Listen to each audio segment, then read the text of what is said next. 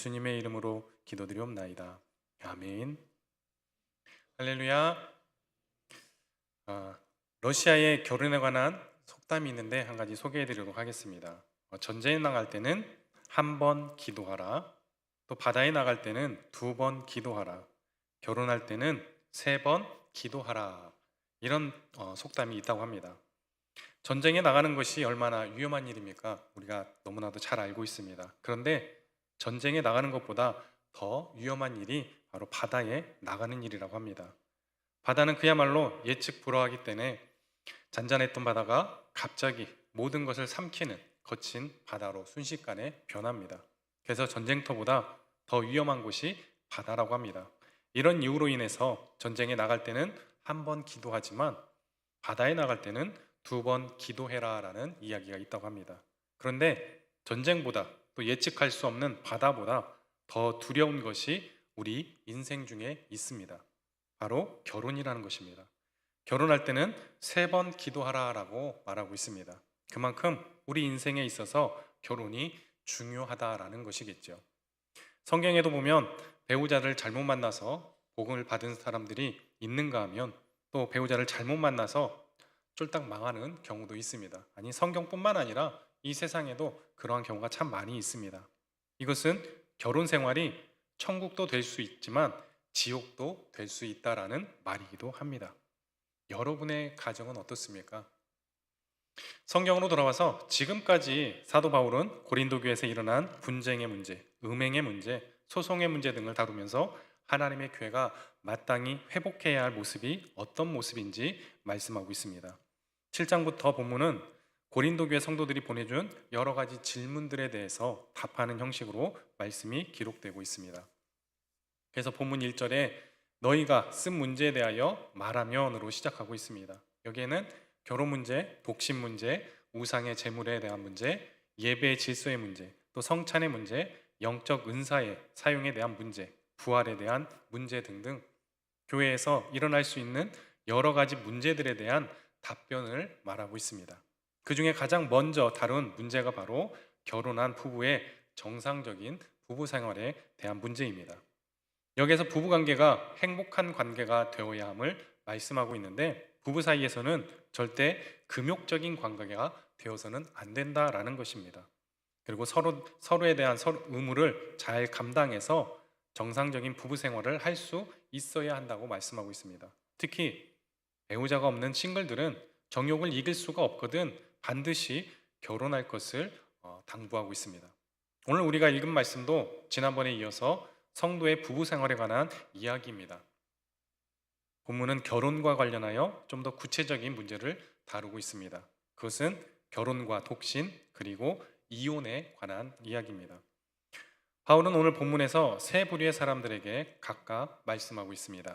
그 말씀을 차례로 살펴보면 결혼과 재혼 그리고 이혼에 관한 하나님의 뜻이 무엇인지를 함께 살펴보도록 하겠습니다. 먼저 사도 바울은 미혼 성도들과 결혼했으나 지금은 혼자가 된 남녀 성도들에게 권면의 말씀을 합니다. 우리 8절 말씀을 같이 보겠습니다. 8절입니다. 시작.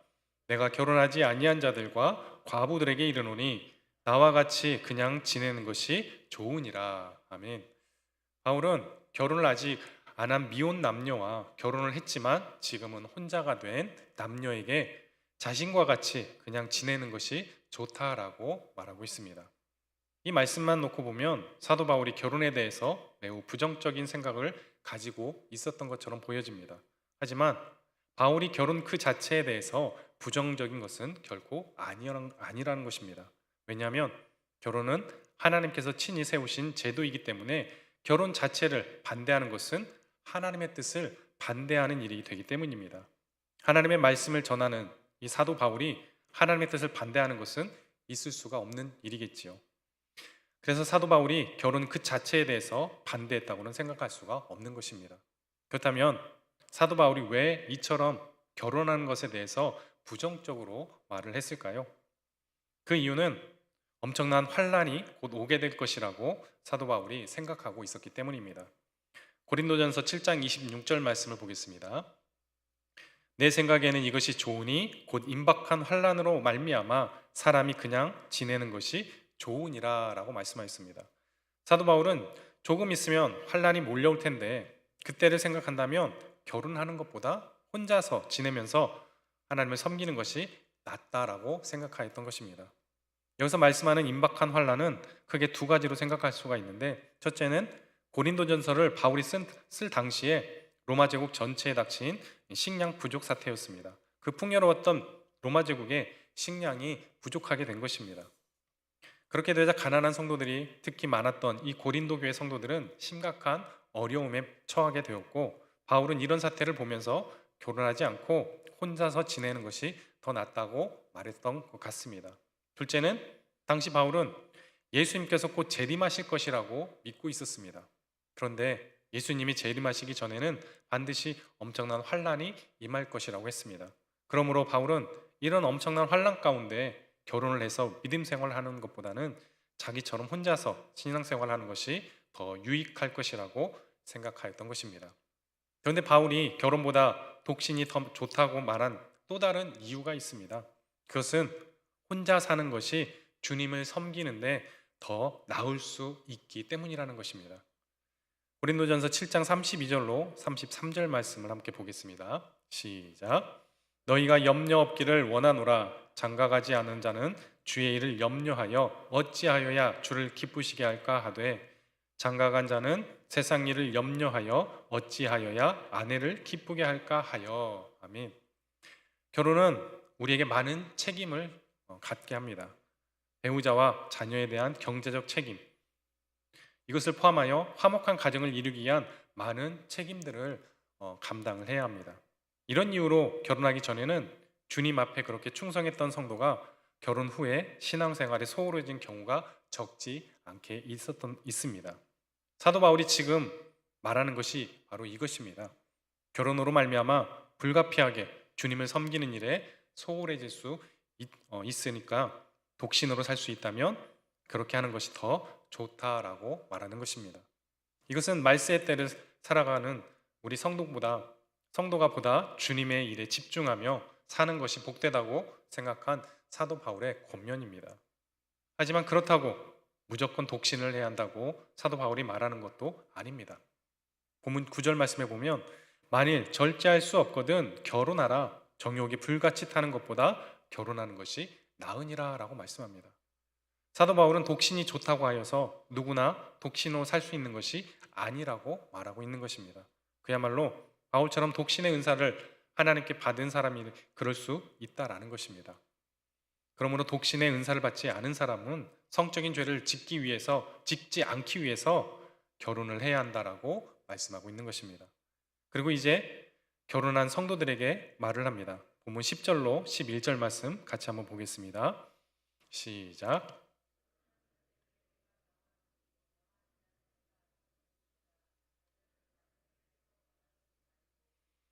만일 갈라섰으면 그대로 지내든지 다시 그 남편과 합하든지 하라. 남편도 아내를 버리지 말라. 아멘. 사도 바울은 결혼한 성도들에게는 이혼하지 말 것을 명령하고 있습니다.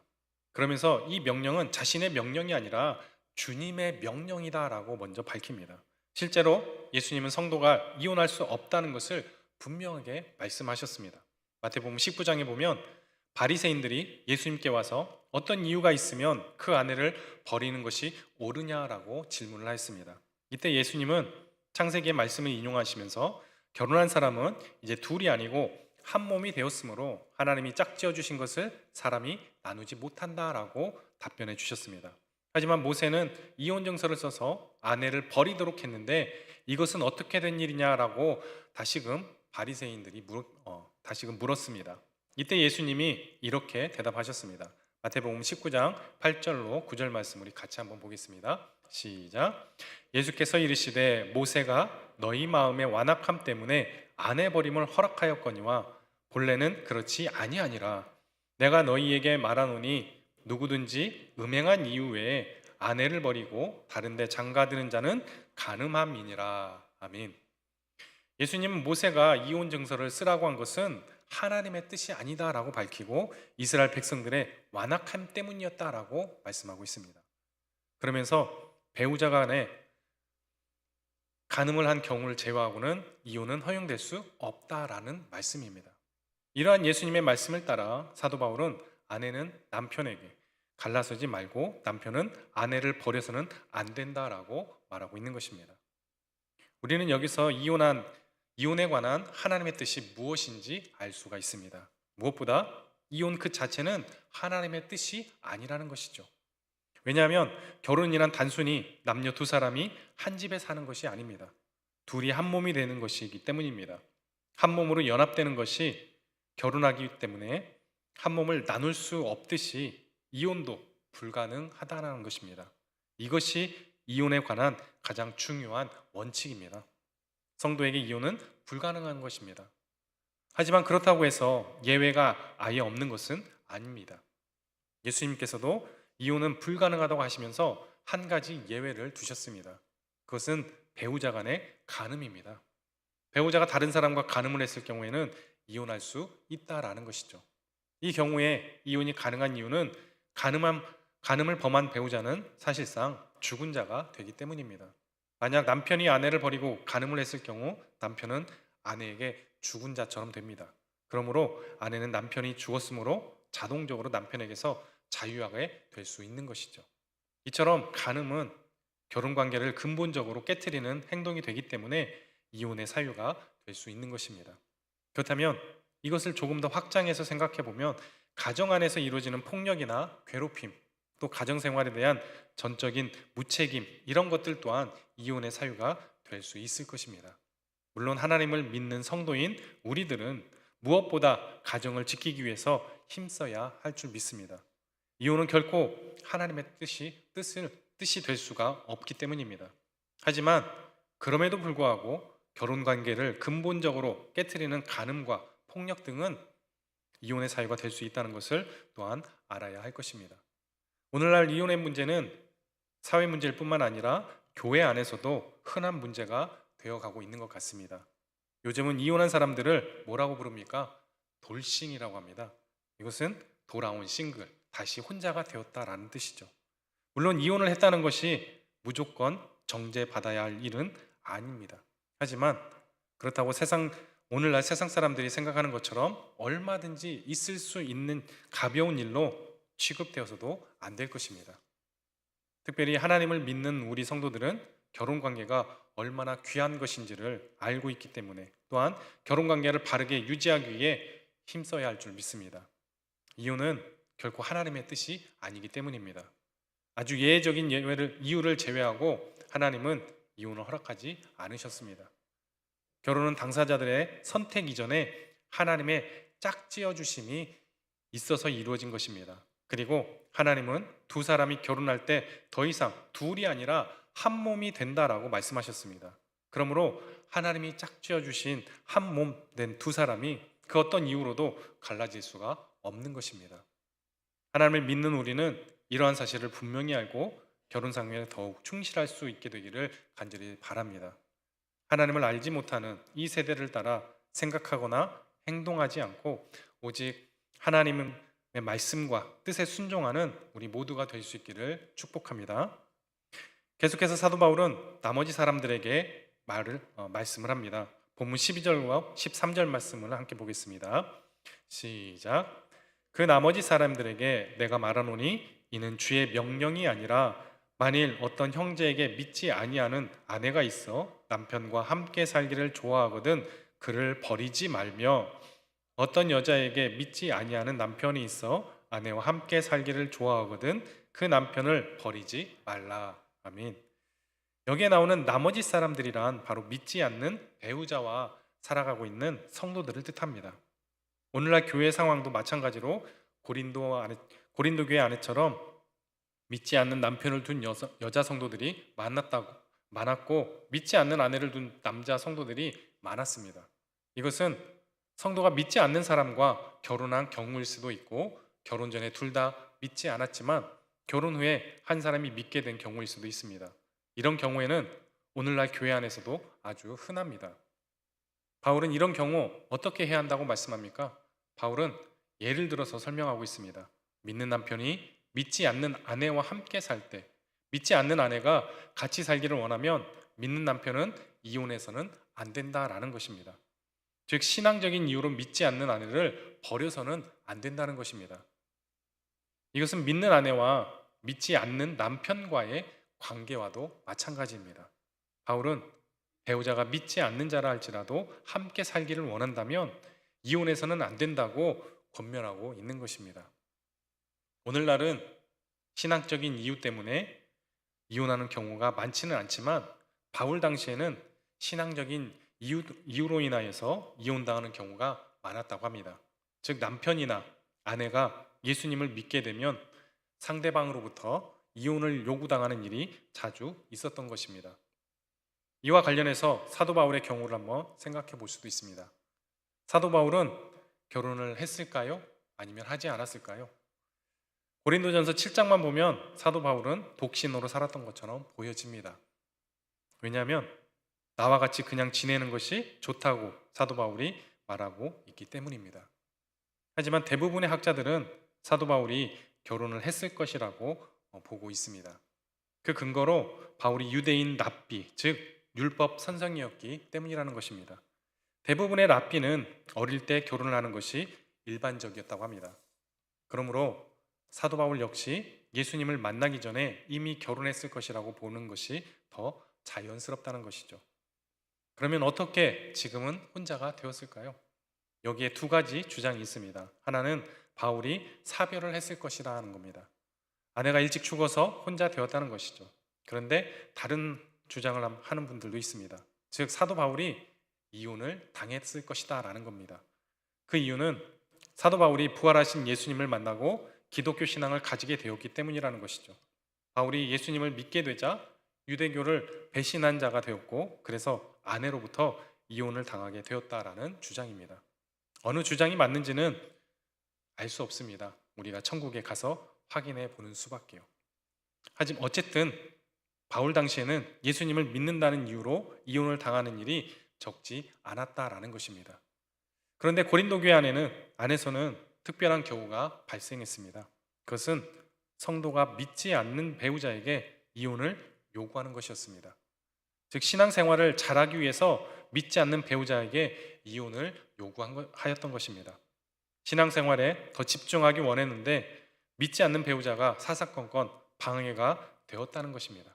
그래서 이혼을 요구한 것입니다. 하지만 이런 경우에 있어서도 사도 바울은 성도가 먼저 이혼을 해서는 안 된다라고 말하고 있습니다. 그리고 그 이유를 이렇게 밝히고 있습니다. 우리 14절 말씀 같이 한번 보겠습니다. 14절입니다. 시작.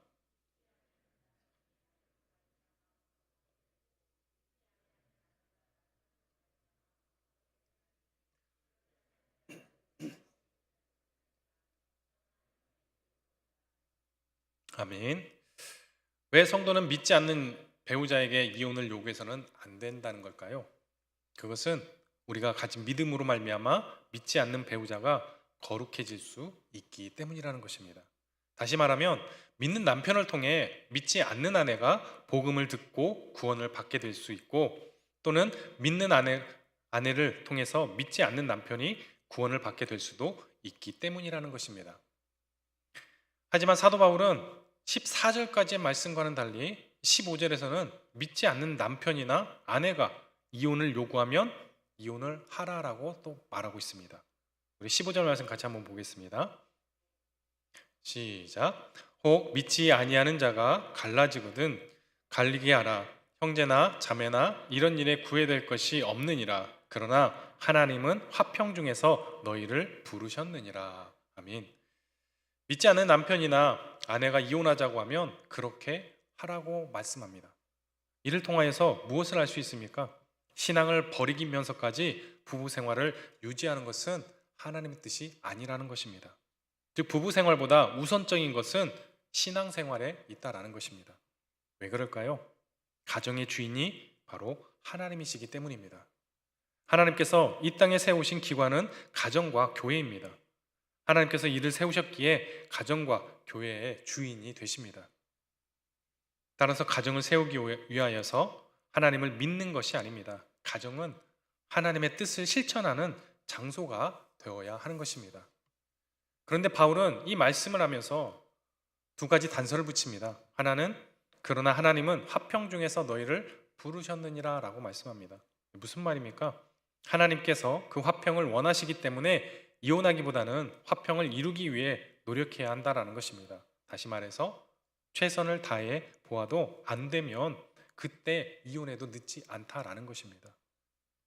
그래서 16절 말씀을 보면 아내된 자여 내가 남편을 구원하였는지 어찌 알 수 있으며 남편된 자여 내가 내 아내를 구원하였는지 어찌 알 수 있으리요 라고 말씀합니다. 부부가 함께 사는 동안 상대방에게 영향을 주어서 구원을 받게 되는지 모른다는 것입니다. 따라서 믿지 않는 자와 갈라지는 것도 하나님의 뜻에 따라야지 자신의 감정과 생각대로 결정하는 것은 바람직하지 않다라는 것입니다. 부부가 함께 사는 동안 상대방에게 영향을 주어서 구원을 받게 될지 모른다는 것입니다. 따라서 믿지 않는 자와 갈라지는 것 또한 하나님의 뜻에 따라야지 자신의 감정과 생각대로 결정하는 것은 바람직하지 않다라는 것입니다. 유대인들은 율법에 따라서 엄격하게 음식을 가려 먹었습니다. 거룩하지 않은 음식, 즉 돼지나 오징어 같은 절대 먹어서는 안 되는 음식들이 있습니다. 유대인들은 이 율법에서 거룩하지 않다고 말씀하는 것은 무엇이든지 멀리하였습니다. 이처럼 거룩이란 더럽고 속된 것으로부터 멀어지는 것, 떨어지는 것을 의미합니다. 그런데 예수님은 전혀 다른 모습을 우리에게 보여주셨습니다. 구약 율법에 따르면 나병 환자, 즉 지금은 한센병이라고 불리는 이 환자는 절대 가까이에서는 안 되는 사람들이었습니다. 부정이 옮기 때문입니다. 그런데 예수님은 이 한센병에 걸린 사람에게 어떻게 하셨습니까? 멀리하기는커녕 오히려 만나주시고 만져주셔서 병을 고쳐주셨습니다. 그저 말씀으로만 하셔도 병을 고칠 수 있으셨지만 친히 손으로 한센병 환자를 만지시고 고쳐주셨습니다. 이것은 예수님께서 중요한 사실을 우리에게 가르쳐 주시기 위해서입니다. 그것은 예수님 안에 있는 거룩은 속된 것으로부터 떨어지는 것이 아니라 오히려 속된 것을 거룩하게 변화시키는 것이다 라는 사실입니다. 즉 예수님의 거룩은 더러운 것을 피해서 얻게 되는 거룩이 아니라 더러운 것을 깨끗하게 변화시키는 거룩이라는 것입니다. 예수님은 거룩이 전염되는 것을 친히 보여주신 것입니다. 여러분, 우리가 코로나에 걸리면 어떻게 됩니까? 보통은 코로나에 걸린 사람을 통해서 전염되는 것이죠. 코로나에 걸린 사람과 함께 식사를 한다거나 이야기를 하면 똑같이 코로나에 걸리게 됩니다. 예수님의 거룩이 이와 같다고 생각하시면 될 것 같습니다. 예수님은 거룩하기 위해서 더럽고 속된 사람들을 피해 다니지 않았습니다. 오히려 예수님은 더럽고 속된 사람들만을 찾아 다니셨던 걸 볼 수가 있습니다. 왜냐하면 그들에게 거룩을 전염시키시기 위해서였습니다. 예수님 곁에 있으면서 세리나 죄인, 창기들이 모두 새롭게 변화되는 역사가 일어났던 것을 우리는 볼 수가 있었습니다. 거룩이 전염되었기 때문입니다. 사도 바울이 지금 이것을 말하고 있는 것입니다. 믿는 남편이 믿지 않는 아내와 살 때 복음을 전염시킨다라는 것입니다. 믿는 아내가 믿지 않는 남편과 살 때 말과 그 행실을 통해서 하나님을 알게 하여서 결국 남편이 하나님을 믿도록 만드는 것입니다. 고린도 성도들은 믿지 않는 남이나 믿지 않는 아내 때문에 자신들이 더러워질까 봐 이혼을 요구하려고 했지만 사도 바울은 오히려 성도는 거룩을 전염시키는 자가 되어야 한다라고 말하고 있는 것입니다. 여러분, 이것은 오늘 우리에게도 마찬가지입니다. 여러분의 배우자가 아직 믿지 않는다면, 또 여러분의 자녀들이 믿지 않는다면 하나님께서 여러분을 통해 복음을 전염시키신다는 사실을 기억하시기 바랍니다. 우리가 하나님 앞에서 성도답게 살아갈 때 우리의 삶을 통해 복음이 전염되는 역사가 일어날 줄 믿습니다. 우리의 착한 말과 행실을 통해서 믿지 않는 가족들이, 또한 이웃들이 하나님을 보게 되고 믿게 되는 역사가 일어나게 될 줄로 믿습니다. 이것이 하나님께서 믿지 않는 가정 가운데 우리를 먼저 불러주신 이유라는 사실을 우리는 기억해야 할 것입니다. 물론 모든 가족이 다 예수님을 믿는 가정, 믿음의 가정 속에서 산다면 그것보다 복된 일은 없을 것입니다. 하지만 그렇지 않고 나 혼자만 믿음을 갖고 있다면 너무 실망하지 마시기 바랍니다. 오히려 하나님께서 우리를 복음을 전염시키시는 사람들로 세우셨다는 것을 기억하시기 바랍니다. 우리를 통해 배우자가, 자녀가, 이웃들이 주님 앞에 돌아오게 된다면 이보다 복되고 감사한 일이 어디 있겠습니까? 그러므로 먼저 믿는 자가 된 우리가 예수 믿는 사람을 대표하여서 복음을 가족들과 이웃들에게 전염시키는 삶을 살아갈 수 있기를 힘써야 할 것입니다. 하나님께서 거룩을 전염시키고 복음을 전하기 위해 우리를 믿지 않는 가정에 두셨다는 사실을 믿고 우리 모두가 복음의 향기를 드러내는 삶을 살아갈 수 있기를 바랍니다. 말씀을 마무리하겠습니다. 오늘 우리는 말씀을 통해서 결혼과 독신, 이혼에 관해서 살펴보았습니다. 이 모든 것을 이 세상 사람들처럼 생각하지 말고 하나님의 말씀을 따라 생각하며 순종하는 우리 모두가 될 수 있기를 바랍니다. 하나님께서 우리에게 주신 가정을 소중히 지키며 믿지 않는 가족에게 복음을 전염시키는 삶을 살아가는 우리 모두가 될 수 있기를 소원합니다. 하나님께서 우리 가정을 지키시며 은혜 주셔서 모든 문제를 이기고 또 사랑과 평안이 넘치는 그러한 가정으로 세워주시기를 간절히 소원합니다. 우리 봉동중앙교회 속한 모든 가정이 하나님을 경외하는 가정, 하나님만을 예배하는 가정, 또 서로 사랑하며 섬기는 가정이 되어서 하나님이 지키시며 은혜 주셔서 모든 문제를 이겨내고 사랑과 평안이 넘치는 그러한 가정이 될 수 있기를 주님의 이름으로 간절히 축복합니다. 특별히 이러한 하나님의 축복이 여러분 세대뿐만 아니라 오고 가는 모든 믿음의 세대 가운데 넘쳐날 수 있기를 예수님의 이름으로 축복합니다.